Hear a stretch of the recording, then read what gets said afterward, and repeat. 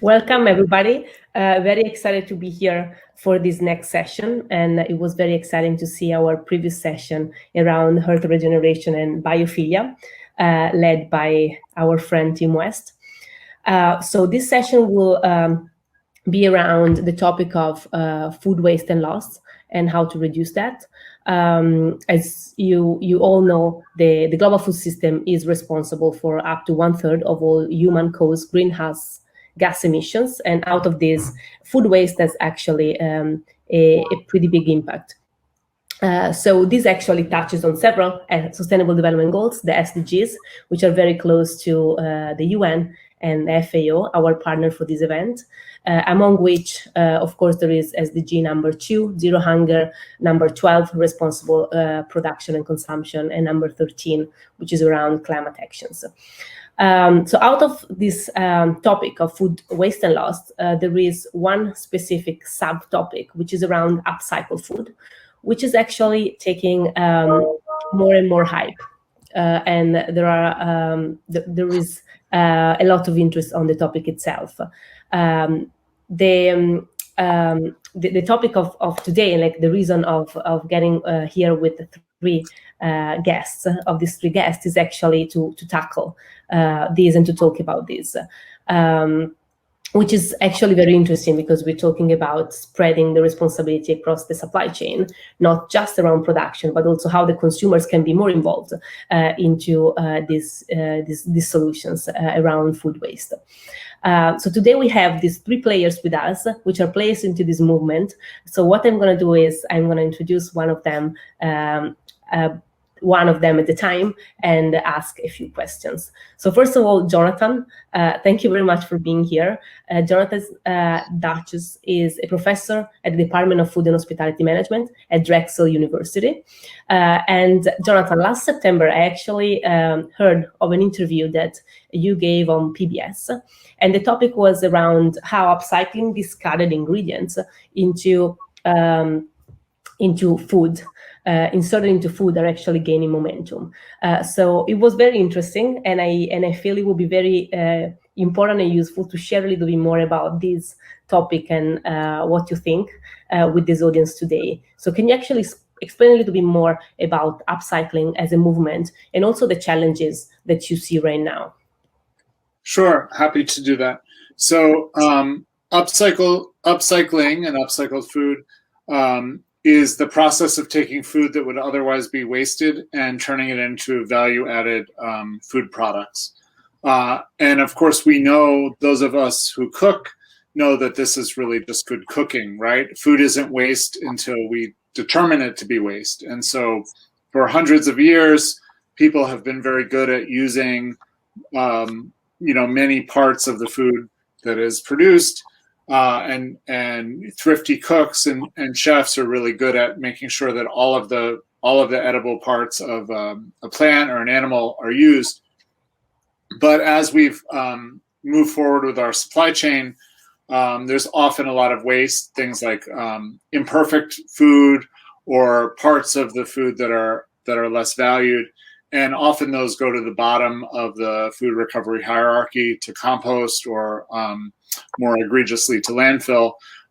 But, they're often perfectly good, or even sometimes the better part of the nutrition, more nutritious, more delicious parts of the plant. So for example, often peels are discarded, but any nutritionist will tell you, oh, well, the peel is the most nutritious part of the vegetable, right, in terms of phytonutrients and micronutrients.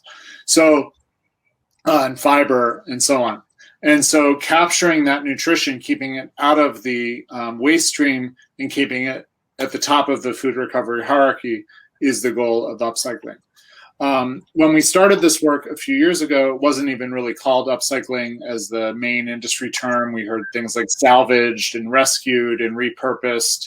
And at that time, the food industry was very skittish about upcycling. There were sort of two main concerns. One was that if they felt that if consumers were aware that this was food that would otherwise be wasted, they would feel like they're eating some sort of second-rate or trash food, and that might be really damaging to a brand or scandalous for the food industry. That was one concern. The other concern was that if that were to become known, that consumers would expect some sort of discount or special, accommodation. And what we found doing a lot of consumer research and a lot of work with really compelling and cool brands is that it's actually quite the opposite. If you educate consumers, and we're not talking about a webinar like this, we're talking about a few words of messaging, they will not only accept upcycled foods, but are even willing to pay more for them and think of them closer to an organic or a better natural, better for the environment, better for you product, and not something to treat with suspicion or expect some sort of discount. So it's been an exciting field. Interesting. Yeah, thank you. I think you actually touched on a very good point, which is around education, and it's very interesting to hear that in terms of messaging, actually the waste that is undervalued actually can become something to price even at higher cost because of all the process that is behind that. Do you have any example of interesting companies that you think are doing a great job in that? Yeah, we actually have one with us today on this panel. But in fall 2019, about 10 companies got together to start the Upcycled Food Association, which is at upcycledfood.org. And those were brands who had been doing upcycling. It came out of a few kind of parallel efforts, but one was at the Food Recovery Forum at Waste Expo, which is a conference for the waste industry. We had a panel of upcyclers that I moderated, and after the panel, the session was over and no one left, and everyone said, we should keep up the conversation, we should get together, we have issues in terms of supply chain and consumer education and lobbying, and we have our own specific needs as upcyclers. And that group, together with a few others, got together to start the Upcycled Food Association. And that was Regrained and Renewal Mill, Matriarch Foods, Shameless Pets, who are all TBJ, which is the bacon jams. Those are our founding members of the Upcycled Food Association, Abundantly Good as well. Just over a year later, there are over 160 members of the Upcycled Food Association. And not just the kind of cool startup brands, but also multinationals.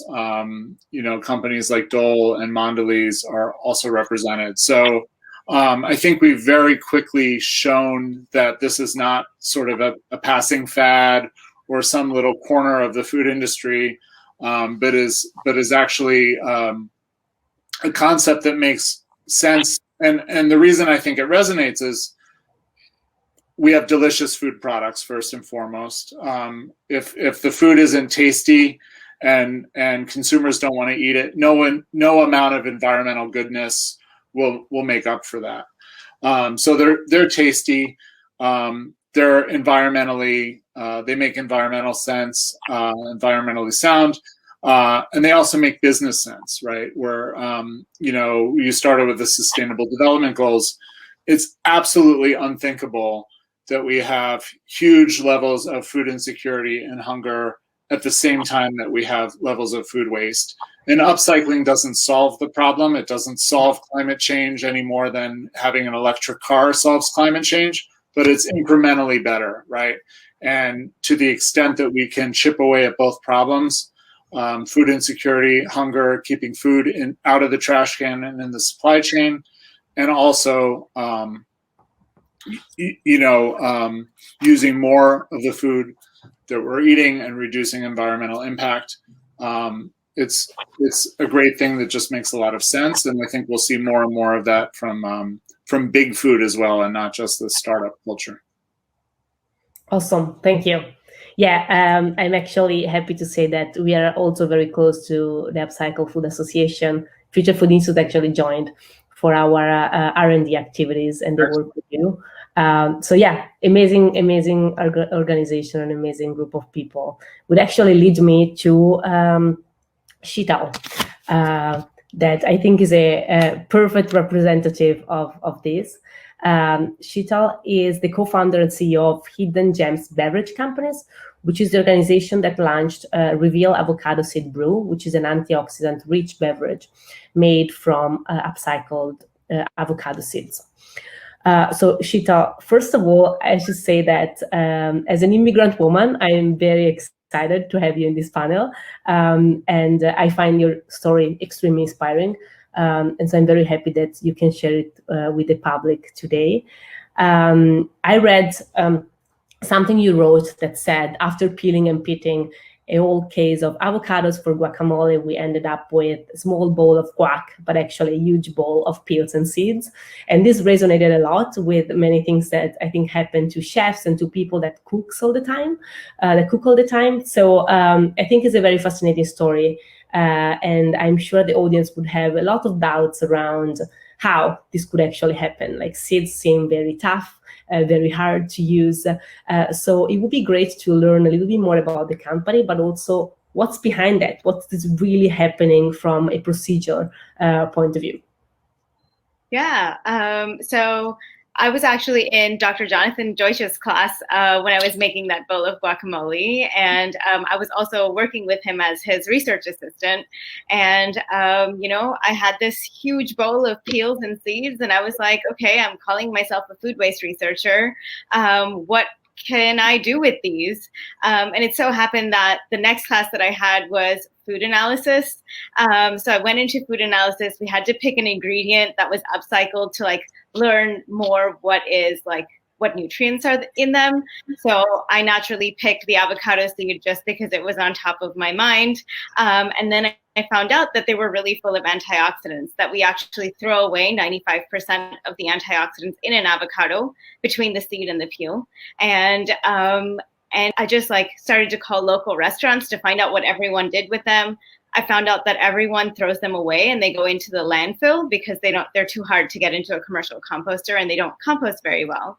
So I think it was just a combination of the fact that it was so nutritious and also that it's causing so much environmental damage, and it's like America's favorite fruit. So it was just what can we possibly do with them? So I did my master's thesis on figuring out how to extract the antioxidants from the avocado to prove that they were safe for human consumption, and to put it into a format that would be interesting to consumers. And I think through the whole process of, trying to figure this out, the thing that inspires me the most and makes me really happy about the whole thing is that right now, avocado seeds, create greenhouse gases and toxins in a landfill. But when they come to us, we're able to take them, we're able to extract their nutrients. They become a really good, healthy, nutritious drink for our customers. They contribute to the local economy. And on top of that, they get composted at the end, which means that they are now no longer creating greenhouse gases and toxins and coming back to being a part of the ecosystem. And that's what really excites me about upcycling, and how that just one person asking a question of what else can I do with this can actually change everything for everyone, and change the story. Wow, super interesting. And so and this is a question that comes from someone that lives in California, and we are eating a lot of avocados all the time. So what would you suggest to normal consumers that are consuming a lot of avocados? What should people do with the seeds and the peels? Yeah, the peels are really easy. You can compost them. They also make for really good hair masks and skin masks. They have a lot of antioxidants, and they also have a lot of the fatty acids in them. So they do make really good skincare, like DIY skincare at home. And with the seeds, they're really hard to compost. So if you do have a composting option, I would suggest that you stick them in your freezer for until you have like a big batch. You can use those to make like a dye if you would like, to dye any fabrics that you want. And then if you don't want to dye your fabrics, after you're done, you're able to compost them. Just sticking them in water for a while, like boiling water for half an hour, will soften them enough to allow them to compost. Wow, thank you. Yeah, you're welcome. Thank you. Right, and so the third person in this session is actually someone very close to Future Food, which is Stephen Finn. Steve is actually has two hats. I would say here is an affiliated faculty at the University of Pennsylvania, and also a VP of food waste prevention at Limpath, which is a global leader in helping commercial kitchens prevent food waste, thanks to smart technology. Welcome, Steve. Thanks, Kara. So you are living both the academic and the corporate world, and right now I think we spoke with kind of like both, but also from like a startup perspective. So I would like to dive a little bit more into what happens at Limpath, which is a bigger company, and you work with major corporations. And I would like to know, why did you start working with commercial kitchens? So if you can share a little bit more around the problem in the commercial kitchen settings, and why is Limpath decided to go for the measurement route, so like using a lot of technology. So like, how is this empowering chefs in commercial kitchens to actually waste less? Sure. Well, thank you, Kara. And I love what Jonathan and Sheetal are doing. It's wonderful work in Upcycled Foods. Yeah, the work at Limpath, as we think about this, the work in commercial kitchens is really important, because these are organizations that are serving hundreds of millions of meals around the globe daily, right? And so these are big companies that have really deep supply chains. They purchase vast quantities of food. They have the ability to reduce food waste in their operations. They can educate and change behavior among their employees. And also they have a chance to educate their patrons, right, the consumer, further demonstrating responsibility in their operations. And obviously we know a lot of waste occurs at the consumer level too. And so it's important for them to touch the consumer in workplaces and food service or institutional settings too. So, due to their volume, they're really positioned to move the needle on global food waste reduction, right? So we really need food service organizations to step up on food waste reduction. And measurement is a key way to do that, right? They need to set targets, they need to commit to measurement, and they need to commit to action, right? So it's really easy to make commitments, but it's essential to act and to track progress against your commitments, right? So we talk about this in terms of closing the commitment gap. And that's a really important thing to do to demonstrate authenticity, because as we know, what you measure, you manage, right? So organizations that are measuring a problem are going to address it in a better manner. So at Limpath, we really realized the need for transparent measurement to establish a baseline level of food waste, to assess progress against it, and to guide interventions in the work to reduce food waste. So, and it's more than just operational change. It's also importantly about behavior change too. So we view food service organizations as really having a great opportunity to address food waste at all levels of the hierarchy, right?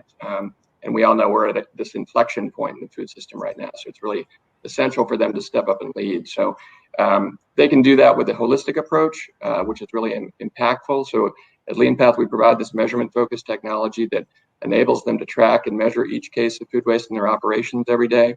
We capture the data from each of those transactions in a cloud-based database, and that allows them to go and analyze those transactions for operational changes, not only to reduce food waste in the short term, but also to prevent it going forward, which is really important. And then we supplement that with coaching going forward. And so through this process, organizations can reduce their food purchasing costs, their labor costs, their utilities costs, and their disposal costs. There's a lot that's really attractive about this, right? And then kind of a side piece of this is, throughout this process, it's really important to realize the power of the food service worker, right? They're on the front lines, they're preparing millions of meals daily. So it's important to connect them to the food waste challenge. and ensure that they understand the role that they can play in it. And so beyond the prevention aspect, they can then engage in downstream recovery aspects. So we enable that. They can engage in donation partnerships, both for people and animals. They can engage in composting, and they can partner with upcycled food operations, for example, and take their byproducts and help turn those into value-added products that will help them advance their climate and their circularity goals. So huge opportunities here. A lot of it involves just focusing on food as a resource, and and lastly, they can also push food waste reduction through their supply chains to have further impact as well. Yeah, thank you. That's it seems like knowing is kind of crucial for changing. Without knowing, it's very hard to know what to change, right? Measurement is so important. Yeah, exactly. I would be curious to know which are the main challenges that you see with working with companies. Like, which are the main blockers that big food service operators are actually stuck into? Yeah, some of those, especially right now, we talk about a finite pool of worry, right? Organizations have only so many things that they can prioritize and focus on at one time. And so you need to navigate through that a little bit and demonstrate the value of food waste prevention to help them in so many ways, right? To help them meet their climate goals or circularity goals, to help them reduce costs, to help them engage stakeholders, to help them demonstrate responsibility. So there's just tremendous advantages to it. But you just, again, you have to kind of battle through all of the other things that they are focused on. And you have to do a little educating on just the value of food waste prevention. Not everybody knows all of the the details related to cost reduction and the environmental benefits, although it's second nature to all of us who work in this space every day. But there's still a big education process to do as you're talking with clients and consumers. But that's getting a little easier.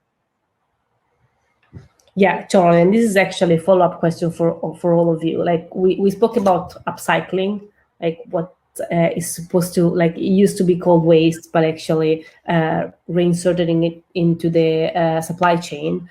We spoke about education and we spoke about measurement. Is there anything else when it comes to fighting food waste, which is actually a big pie? Is there anything else that you think it would be very interesting to mention for the audience in terms of approaches to solutions?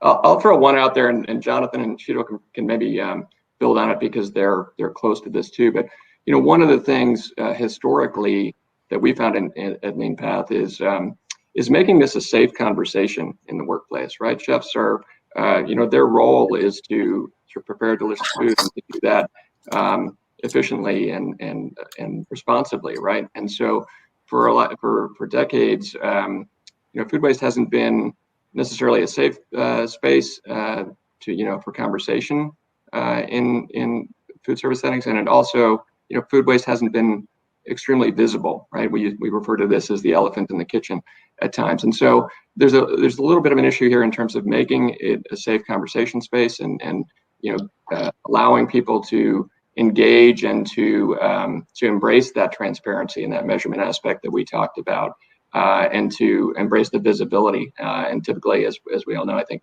good things come from transparency and measurement. But Jonathan and Shido might have some comments on that. Should I go? Sure. Okay. I was going to say that one of the challenges that we face as a really small company looking to acquire avocado seeds, which mostly everyone throws away, the first set of, the reactions that we get is like, oh, you mean the avocado pulp, or frozen avocado? And I'm like, no, I actually want the seed. And they're like, oh, we don't have that. And I'm like, no, yes, you do. So there's that first little bit of education that goes on with I actually want the part that you're throwing away. And immediately after we started that conversation, it was just they were like, oh yeah, we would love to. But then they would ask us all these questions that we didn't have the answers to. It's like, how do you want them to be processed? How do you want them to be cleaned? How do you want them to be packaged? How many seeds can I fit into a pallet? into a box? How many boxes can I fit on a pallet? Like, how should they be transported? How much is this pallet going to weigh? And there's just a lot of information that really doesn't exist for a lot of upcycled ingredients.